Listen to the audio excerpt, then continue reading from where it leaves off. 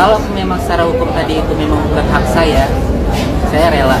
Tapi kalau secara hak hukum itu hak saya nggak ikhlas dunia akhirat aja sih. Pertanggungjawabkan perkataan kalian, janji kalian kemana gitu, dari Pak itu, Pak Geni, Teh Nopi, itu janji kalian semua buat Agus. Tapi janji kalian semua itu satu pun belum ada yang bisa ditepatin. Agus Salim kecewa berat dengan keputusan Denny Sumargo yang ingin mengalihkan sisa donasi 1,3 miliar rupiah ke korban bencana alam di Lewotobi, Nusa Tenggara Timur. Menurut Agus Salim, dana donasi terkumpul karena namanya dan diperuntukkan kepadanya. Karena itu, Agus Salim melalui kuasa hukumnya, Marlina berencana melayangkan somasi kepada Denny Sumargo, Gary Julian selaku Ketua Yayasan Rumah Peduli Kemanusiaan, serta Pablo Benua selaku kuasa hukum donatur. Apabila somasi tersebut tak diindahkan, pihak Agus Salim tak akan segan melaporkan Denny Sumargo ke polisi. Sebelumnya, Agus Salim sudah menyatakan bahwa dia tak ikhlas lahir batin apabila uang yang merupakan haknya diberikan kepada orang lain. Sebagai informasi, uang donasi untuk Agus Salim telah menjadi sengketa selama beberapa bulan terakhir.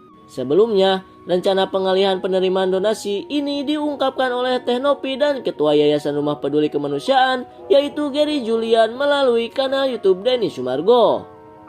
So, gimana menurut kalian? Komen.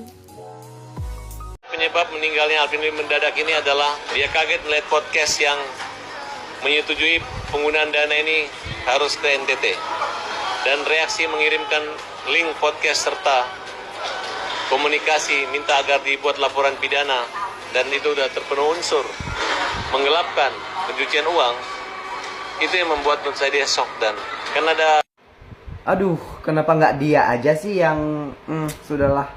Aduh bang, dibilang lu pinter, dibilang ngerti hukum, lu ngerti hukum, tentang pendidikan lu ada, tapi kenapa pikirannya itu loh, gue nggak ngerti lagi sebagai manusia, sumpah. Ini keluarganya Pak Alvin ya, tidak ada yang mau buka suara tentang ini. Menggunakan kepergian seseorang dicampurkan ke masalah Agus tuh udah keterlaluan banget ya.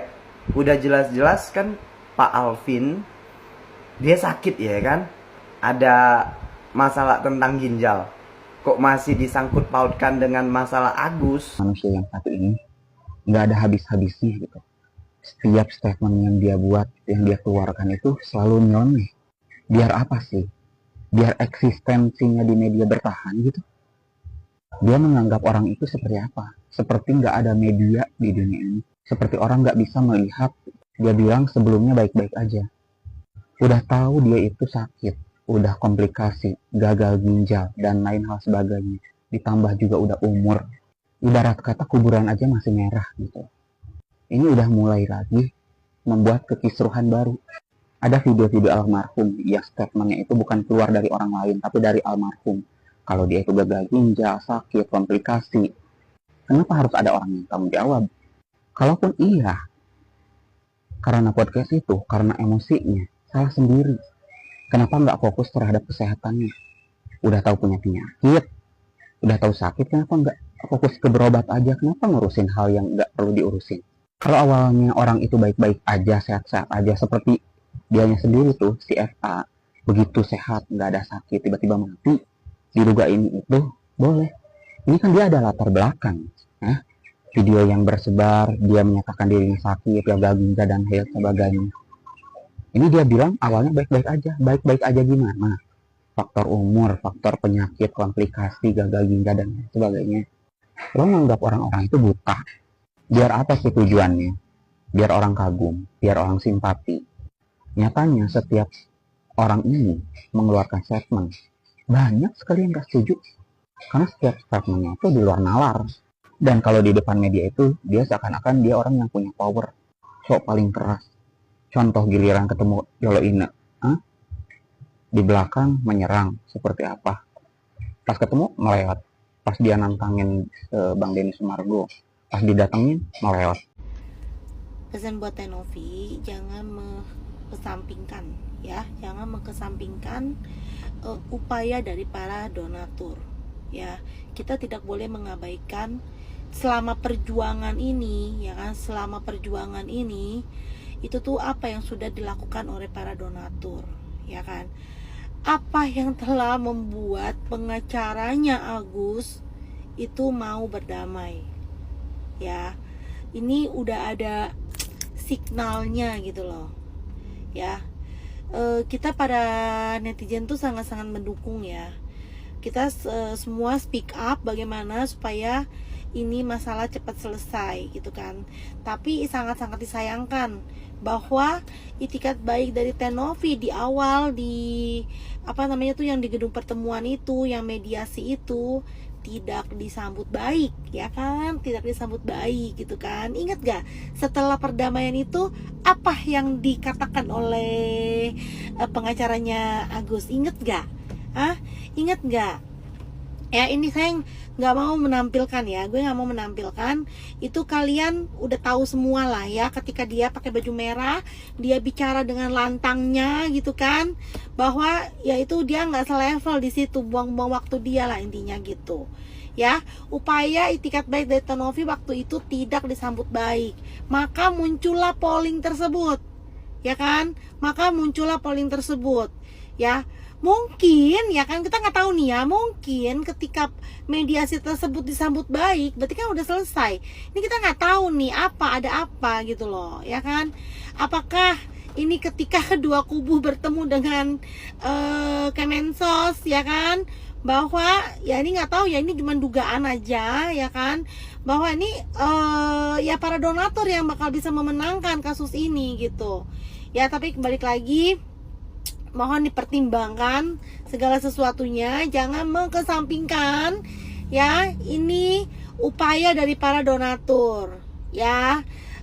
Itikat-itikat dari para donatur ini jangan dikesampingkan. Ya gitu aja sih. Aduh, sebenarnya ya dari awal juga kan sebenarnya ini bisa baik-baik saja ya kan, tapi begitu munculnya pengacaranya Agus, jadi semuanya jadi blunder gitu loh, ya kan, jadi blunder gitu. Tapi ya balik lagi lah, pesan kita para netizen, jangan mengesampingkan apa namanya tuh peran dari para donatur dalam menyelesaikan masalah ini sebenarnya ya. Gitu aja sih, thank you.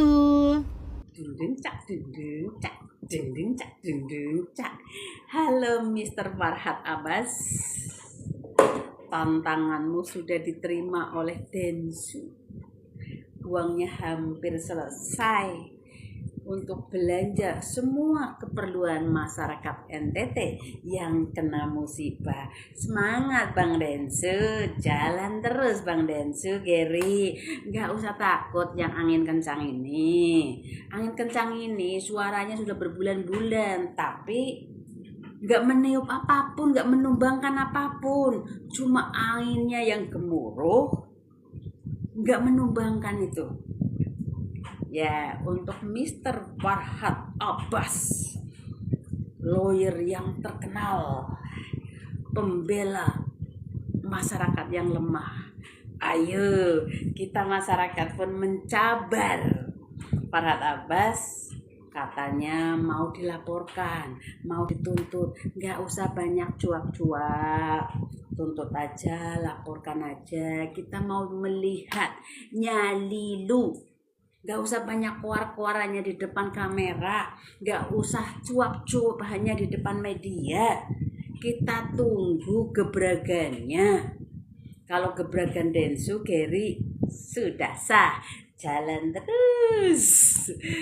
Farhad Abbas, sudahlah, jangan banyak cuap-cuap. Lu kan tahu hukum, tahu undang-undang.